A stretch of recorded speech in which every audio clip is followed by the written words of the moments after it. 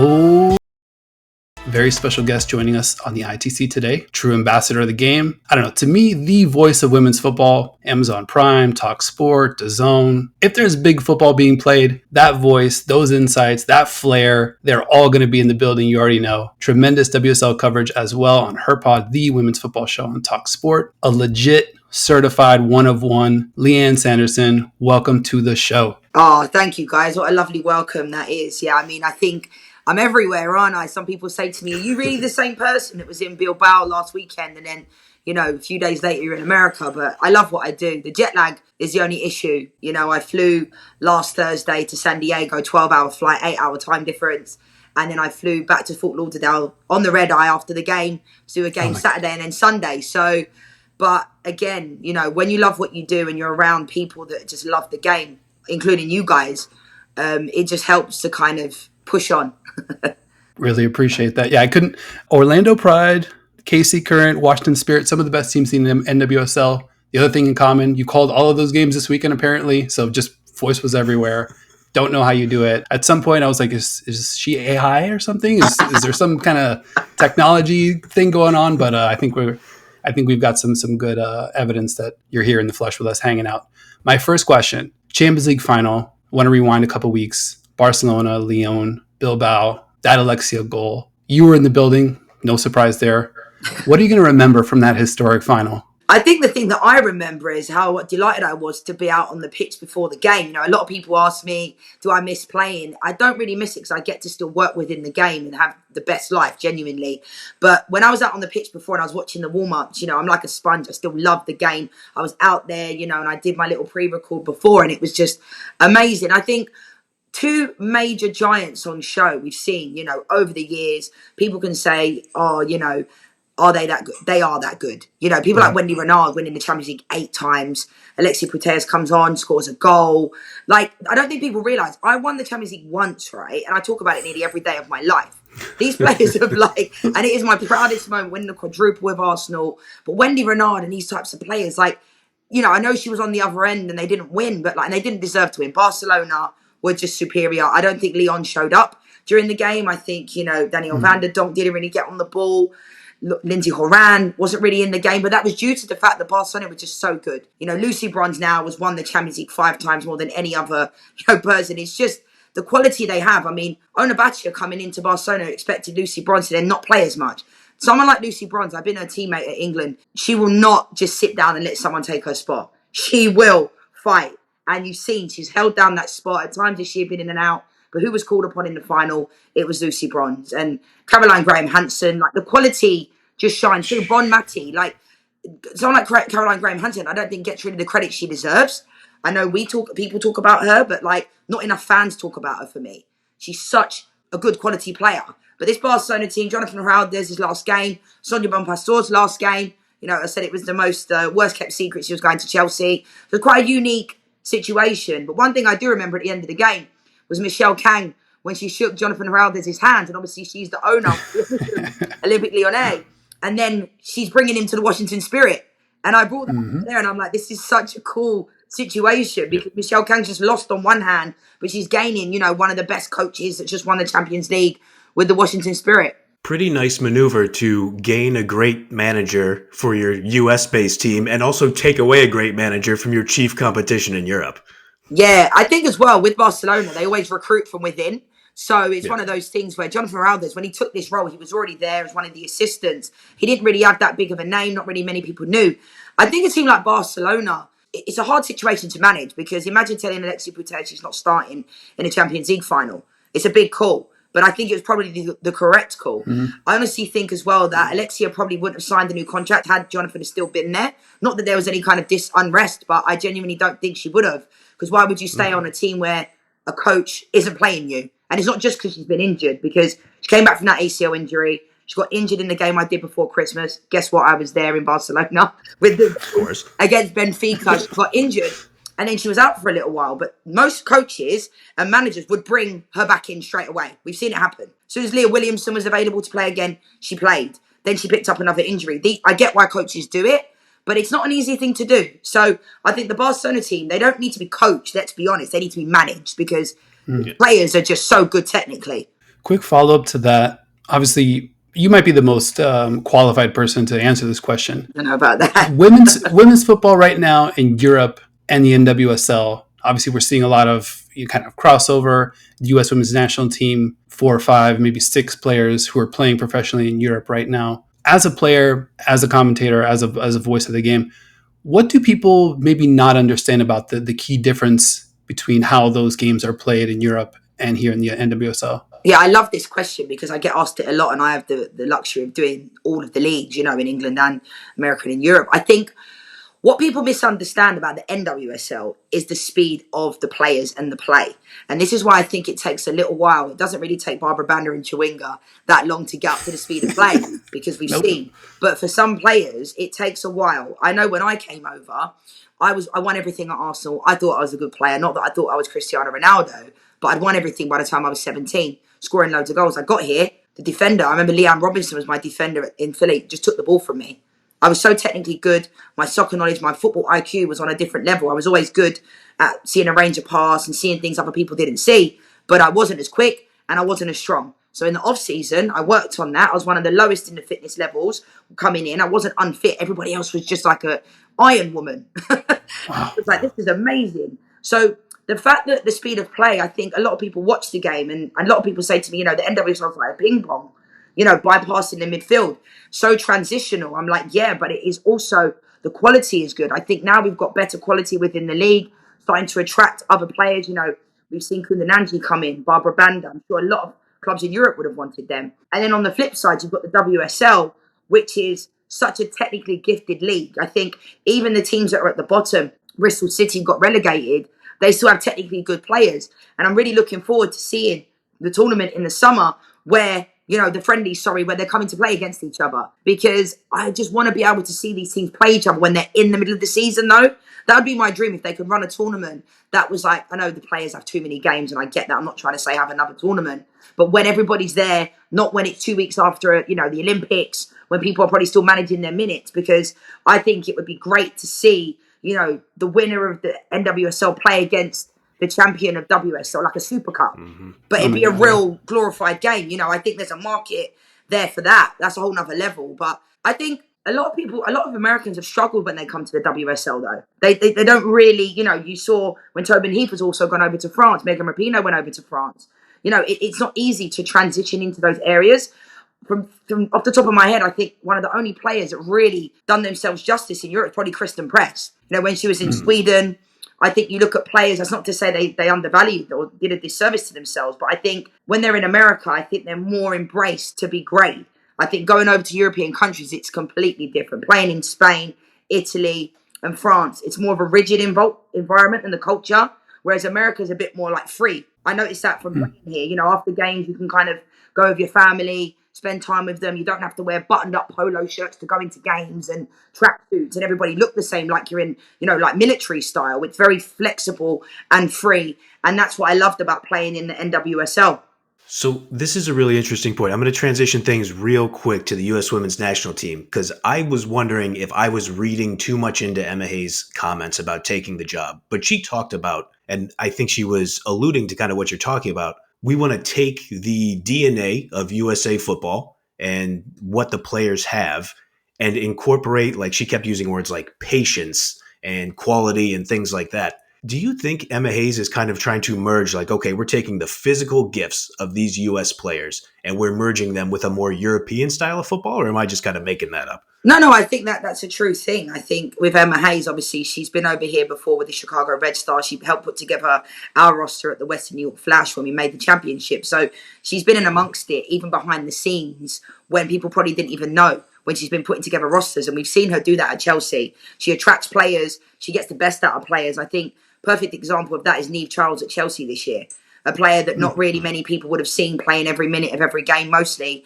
And I'm worried for certain players when Emma's not there because she's the type of coach that will put her arm around you. She'll also be honest with you. And that's all you can ask for as a player. I think this US Women's National Team, I think with Americans, I get it. I love it about it. It's in the DNA to always win. But I think sometimes there has to be almost like a step back to go forward. Emma Hayes, I've no doubt, is the best person for this job. I played for Emma. She was our assistant coach when we won the quadruple at Arsenal. She is just obsessed with the game. She's the type of person that you'll be out at a bar with her and she'll start bringing out the salt and pepper and the ketchup and start showing you formations. Like, she is obsessed with the game. And I'm not joking. I've seen it with my own eyes. You know, it's constant football, and that is all she knows. But I think there's also humility behind Emma Hayes as well that she'll bring to this team. It's a difficult job picking this team, I tell you, because Emma's also not scared to make difficult decisions. And I think that number 9 spot, like the forward areas, is probably similar to the England men's in our outside back position. I don't think I've seen many competitions for places as hot as this in that number 9 spot. Trinity Rodman, you know, Sophia Smith, Alex Morgan, Jayden Shaw, Lynn Williams outside chance. The list could go on. You know, and it's going to be difficult for Emma Hayes to find the right chemistry. And I think Vlatko Andonovski tried to do that, but I think he was too loyal in the end. And I love Vlatko. He's a top guy. And we're seeing just how good he is as a coach in the NWSL right now. Absolutely. One more quick one before we get to NWSL. So you finished the 2006-2007 season as Arsenal's top scorer, my Arsenal. So I appreciate that. 40 goals scored in 41 appearances. What is it like to be in that type of zone? You know what? I just recently did an Arsenal podcast just now, and we were talking about how I scored 100 goals in 2 seasons. And I was saying, like, when I look back on it, I was thinking I did exactly the same thing. I always ate the same, slept the same, you know, trained the same. It was never, I'm not like superstitious or anything like that. It wasn't like I had the same meal every single time before a game, but it was like, you look back on things, and I wish I could put a camera within my body and think what was going on during that time, because every game I played in, I was the best player on the pitch. And that's not because I think I'm Ronaldo. Anybody would tell you that. When I say I don't know why, it wasn't luck. It was one of those things, when you're in that moment, you know, certain players in the league are in it now, and in world football, you want every training session to come. You want every game to come, because you just know you're going to score and you know you're going to win. And at Arsenal, I was really blessed as well that I was with some of the best players in the world, you know, Kelly Smith, Judy Fleet and Jane Ludlow. So goal scoring was like was one of my main things during those 2 seasons. But the consistency of my performances, I was playing right wing, left wing, I was playing down the middle. Kelly Smith got injured, got red carded in our semi-final of the Champions League, so I played in the 10. And it was quite a unique situation because I never really trained in those positions. I just was able to adjust and adapt. And I think a lot of that is to do with watching the game. From the age of 5 years old, I used to go to Highbury, although I'm a Man United fan. Forgive me, Dino. I used to go to Arsenal just to watch Dennis Bergkamp warm up. And watching that at that age, watching 90 minutes games, you know, it's unusual, because when I look back, I thought every kid was doing that. But trying to get a 5-year-old to sit there and watch a 90-minute game, can you imagine? You know, it's impossible. Whereas I genuinely did it off the back of wanting to. You know, my mum and dad are massive football fans. It helps. But watching the game and able to implement that in a game, I think is quite a unique situation. So I love football, and I just feel blessed. I think I've always tried to chase that success we had at Arsenal. And I've still had success. I've won things. But that camaraderie we had around that team, that feeling, we just knew we wasn't going to lose. And I see it in some players now. And I just know when it's there, everything you touch turns to gold. Yeah, you were cooking, Lianne. So let's move over to the NWSL. Talk about some other players who are just frying up defenses right now. You know, we're near the midpoint of the season. We're kind of starting to think about MVP type players. I think a lot of people have some folks in mind. Who's jumped out to you? Again, we're not holding anybody to this, even though I think they'll probably proceed with this MVP level play. When I say NWSL MVP, who are you looking at right now? It's such a difficult one to answer, but I will answer because I don't sit on the fence. But I have a number of players, so forgive me I won't reel off NWSL. But Sophia Smith, I mean, I know a lot of talk is about Barbara Banner, and I'll come on to those types of players in a minute. But I think Sophia Smith, to reach, you know, when Portland Thorns were not playing that well, when they were losing games, she was still scoring. And obviously against the Seattle Reign now, she's going to be missing due to that crazy second yellow card at the weekend. But she's just a top player. And I think for sure her, Barbara Banda, 8 goals, you know, in a short space of time. Chawinga. I think obviously people are going to think I'm being biased to the centre forwards, which I am right now. But I think a special mention has to also go to people like Naomi Gurma, you know, Vanessa Di Bernardo, those types of players that I played against Vanessa Di Bernardo when she was at the Chicago Red Stars. And she was one of those players that, you know, you knew she was good, but was never really going to cause many problems on the attack. Now, this season, unplayable, I think, at times. I was surprised she was actually put on the bench. And Claire Lavrier started in the game. And then, obviously, she came on and scored after 30 seconds in that game. So, against the Seattle Reign. But I think certain players this year are really having a good season.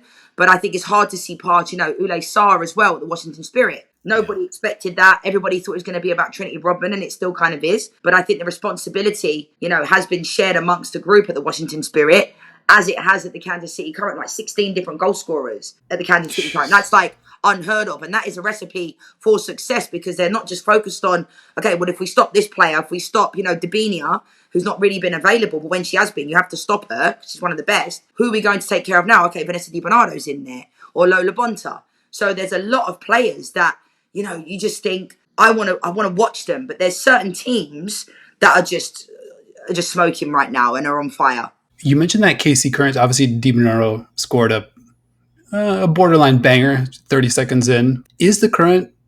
Are the Current the best team you've seen this season? It's interesting because myself and Mike Watts have this conversation a lot, because he likes to watch. We've done a lot of Orlando Pride games on Amazon, and it's been brilliant, because I don't think anybody else really saw that one come in. Because obviously Orlando Pride have only made one playoff in 7 years, and they haven't really ever kind of pushed on with the roster that they've had. But this season, Orlando Pride and the Kansas City Current, I think, are the best two teams that I've seen. I think with you've got one team on the Orlando Pride that have a lot of role players in the team that have been brilliant. Mm-hmm. Julie Doyle, Summer Yates, those types of players that Ali Watt, have been so good in this team. And then you add Barbara Banda to that, you add Marta to that.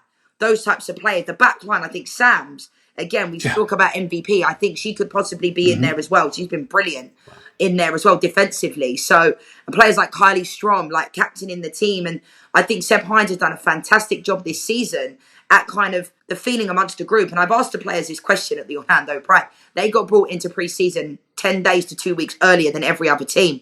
And I said, imagine that, getting that phone call to say, we're going in early, as a player thinking, oh my gosh, what's going on here? You don't really want to, if you're being honest. But, because you're training at home, you want to be with your family.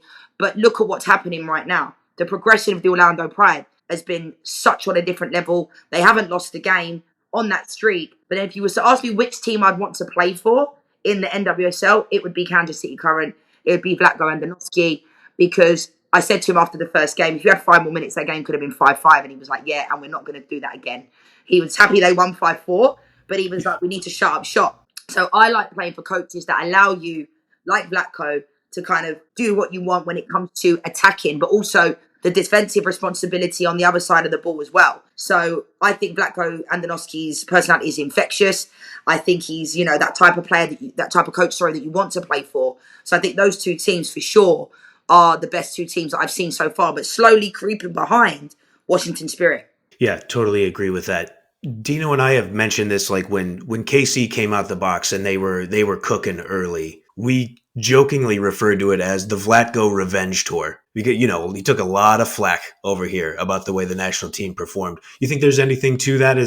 Is there anything to, like, I mean, he's the manager, he's not on the field, but can you do like extra preparation? Can he work? Can he study film extra hard? Like what can he do? No, for having conversations with Vlatko, I've known him I was actually going to sign for his team before the league folded in Kansas City, when they had like Lauren Holiday, all those top players, Becky Sauerbrand.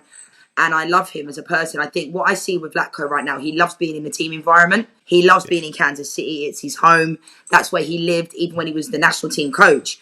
And you can see, like, he loves being in that day-to-day interactions with the players. Because when you're a national team coach, you have to go to watch games, but you're not with them every day. So you kind of have them in camp, then you let them go back to their clubs. You don't really have much say over. You can have conversations with the coaches, but it's all about the national team. Each coach on every single individual team wants that player to be the best they can be. So there's always that club versus country kind of fight. This player don't need to play that many minutes. Oh, we need them to play because they're so good. So I think with Vlatko, you can just see he loves being in Kansas City. It's his home. He even said to us the other day when he went to the Seattle Reign, he felt like he was only on loan based upon Laura Harvey, going away to Utah and then coming back. And you can just see the stadium, Patrick Mahomes, Brittany Mahomes, Andy Reid was there at the weekend. So it's like, you can say there's a glorified situation there beginning of the season. But I like what the Kansas City Current are doing. Their ownership is doing. Chris and Angie Long, they're not just all smoke and mirrors. They're selling out games. Yes, it's 11,500, which is less than most of the stadiums, but I think that's where we need to be at.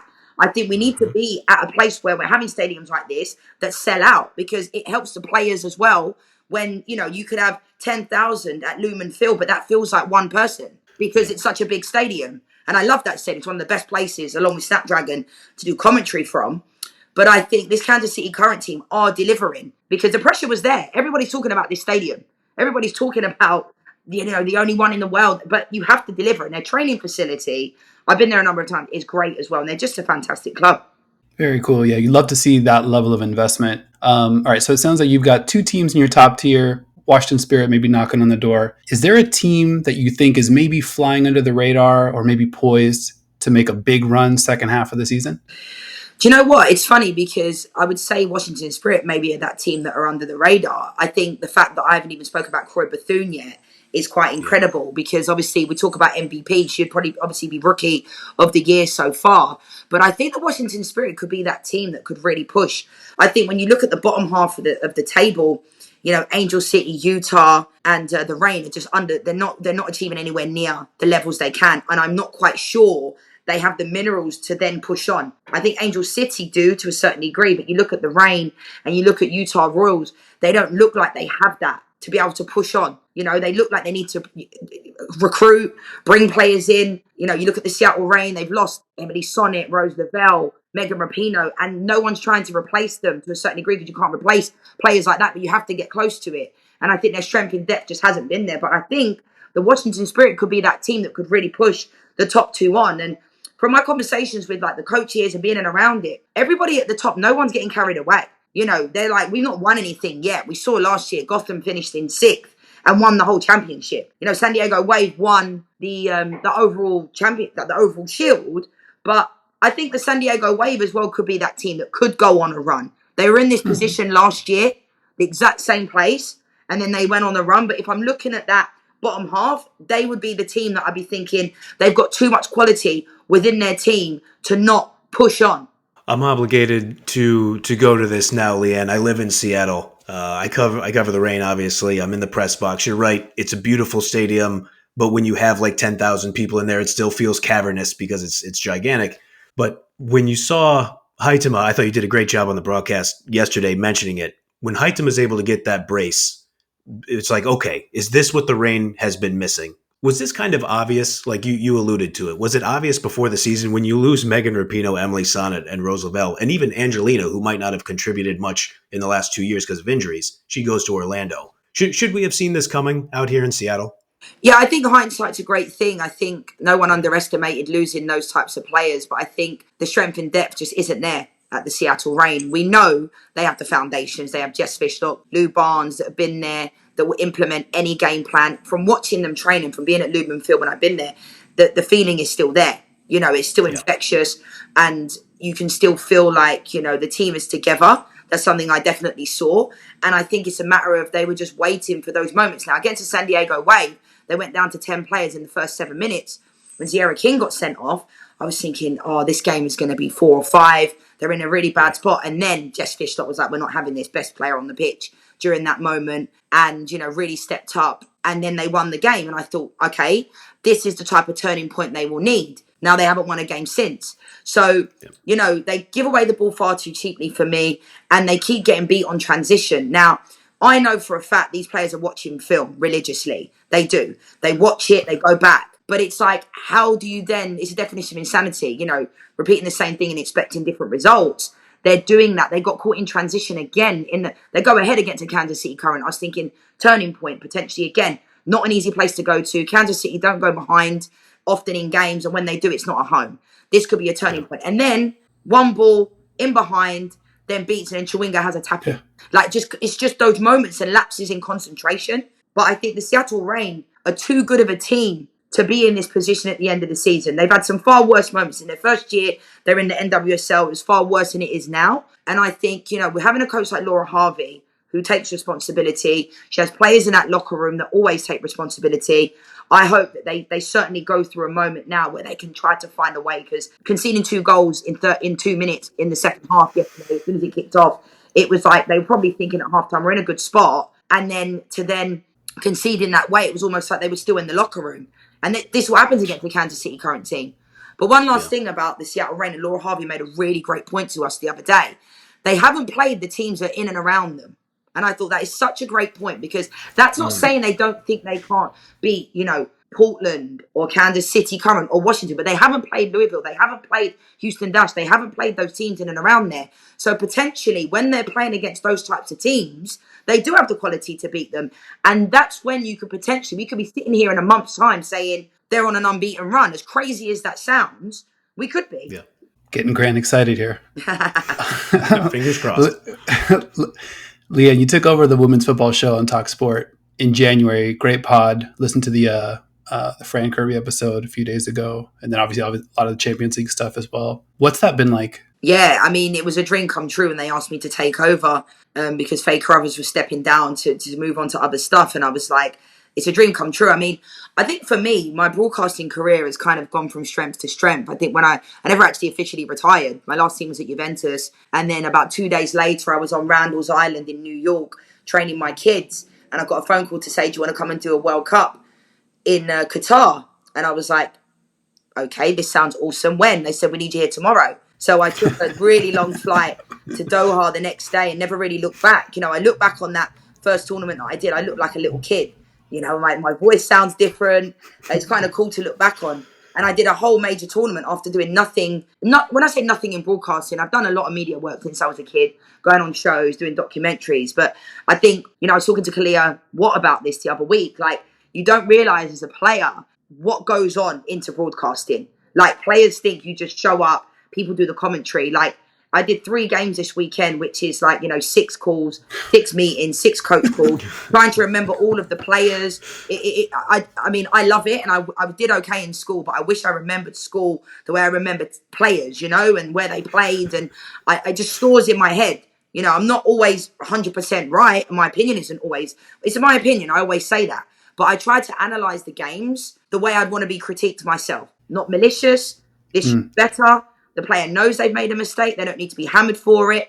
And I think since I took over my show, I just love it. I'm getting all my friends on.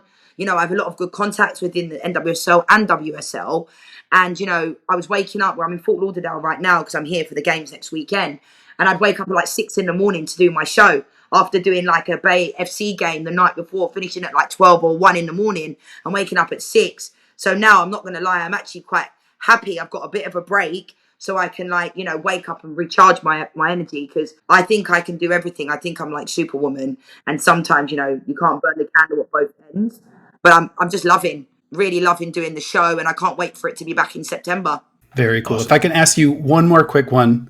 Any advice for a couple young pups like Grant and myself, just getting started? Obviously, we kicked the show off this past Champions League season. Grant and I both caught the bug last World Cup 2023, dove into that tournament. We're like, we've got to make this more of a regular thing, because obviously there's something here. So obviously we'd just love to get some insight from you on, any kind of directions you think that we can go. No, I mean, I appreciate you asking me that. But I said before we even started to record, what drew me to you guys is that your knowledge is infectious. And I think it's quite a unique situation to find 2 guys that are really invested in the women's game, that are not that have no ulterior motives. You're not trying to be and I think the fact that I wanted to come on, then I spoke to Chris Sharples about coming on your show, because he said to me, I see you follow those guys. I said, yeah, you guys actually help me prep for games sometimes, because I'm selective. Whoa. No, I'm being serious. I'm selective in what I choose to look at. Look at you guys, you're speechless, but I'm selective because I like to do my own prep. I like to see things, and some things I see, I think I'm not even going to bother watching that. Then when I come across you guys, I was on Twitter, I think, and I was like, okay. I loved hearing your insights, because you go to games, you see the game, you see it very similar to what I see it, where some people I think are too scared to kind of say what's going on. And that's not really the reality. As a player, you want people to critique you. You don't want people to be horrible and mean. You don't need to say those things. As a player when you're not playing well. So I think what drew me to you guys is your knowledge. You want to kind of share that knowledge. And I think it's quite contagious. So I would say just keep up the good work, because I see it, people see it. And, I think for myself, I sit here 4 years after retiring, and I've done, 2 World Cups, 2 European Championships, male and female, gone and worked with some of my idols growing up that I'm now friends with, as a Manchester United fan growing up, and still am now, working with Alessandro Del Piero, Robbie Keane, Peter Schmeichel. Like, it's just, I just feel like I'm in dreamland, like, genuinely. I don't have imposter syndrome because I always believe I deserve to be there. But I also just feel like I have the best job. So all I can say is keep up the amazing work. People see it. And in our industry, people talk a lot. The good and the bad and the ugly. So I'm hearing nothing but good things with you guys. And, anything I can do to help you, I'm here. Couldn't appreciate those kind words more, Lianne. Thank you very much. I got to ask the question, though. So I was a journalism major in college, and there is something I've noticed in the coverage of women's sports where, people use these terms where they go like, these ladies are badasses. And like, it feels trite. It feels a little patronizing at times. And when Dino and I started this, the idea was like, we are not doing that. This is professional athletics. These are the elite of the elite athletes in the world. Are those conversations happening at like ION or ESPN or, Prime, like the networks where you work, where it's like, okay, let's be very deliberate and conscious of how we're covering this sport because a lot of people are just kind of discovering it right now? Yeah, I think it's a balance, though. I think every, March before the season starts, we have a massive seminar here in Fort Lauderdale where everybody comes, analysis, everybody, technical staff, producers. And this year, obviously, it was quite a unique case because it's not something you usually see where you've got 4 major TV companies that have invested in it. So, and it's also like, there's a lot of cross advertising, which is very unique because you don't usually see CBS advertising Amazon, which is what's happening. Mm-hmm. And it's amazing because we're all working towards the same goal, which is, everybody put their eyes on the women's game. I don't think there's necessarily deliberate conversations because I think the people that they have that are on the broadcasts are now aware, and are experienced. They brought myself in, Jackie Oatley in to add to what was already there in Laurie Lindsay, Jordan Angeli, Jill Loyden, those types of players. So I think it's been a process of kind of carving out the people that kind of get it. And I remember when I was playing, and the broadcast, and I think it's important to remember this. I said it at the seminar in front of everybody. My mum and dad used to watch the games in England. When I played at Harvard, there was about 35 lines on the field, the cross lines, baseball line, everything. You could barely see. You can only tell it was me because I had a mohawk. Whereas now, there's still, like, the camera angles are better. We'll continue to grow. Everything can always be better. But what for sure is happening, the names of the players, everybody's on the same page. Like, I have a sheet next to me I can show you right here that actually has the roster and all the pronunciations of the names. So we print them out. It's important for players that they're doing their audios, like those types of things that you kind of, because you don't want to get players' names wrong. But then there also will be mistakes that happen. And I think, I say to all my friends that still play in the league, don't just tweet when things are going wrong. Tweet when things are good. Because you keep telling me how much you love me and you love our broadcast to me. But just put it out there so people can actually say and see it. Because we're in 2024. Social media is powerful. So I think the fact we've got, Jen Cooper, I don't know if you're familiar with Jen, but like she is the person behind all of the stats. How she does it, I don't know. She has every minute of every game, that I've ever played in still now. And we can go back and look at every single NWSL game from the moment it started to the moment it continues. And it's updated every day. So we have all the prep, the meetings, everything. So I'm loving being here. And obviously, like, being here doesn't allow me to do as much work in England. But I'm okay with that because I love being here. I really feel invested in what they're trying to do and putting on the best product we can. And I feel really blessed to be a part of that. Well, Lianne, we love having you here. We loved having you on the show as well. Thank you for joining us and sharing those insights. Like I said, I really do recognize you and appreciate your ambassadorship of the sport. And I can say from a personal standpoint, you definitely accelerated my interest and kind of like my knowledge based on the sport. So thank you for that. Thank you for joining us. No, anytime, guys, and good luck for the rest of the season. Appreciate it. All right. Same to you. We'll talk to you soon.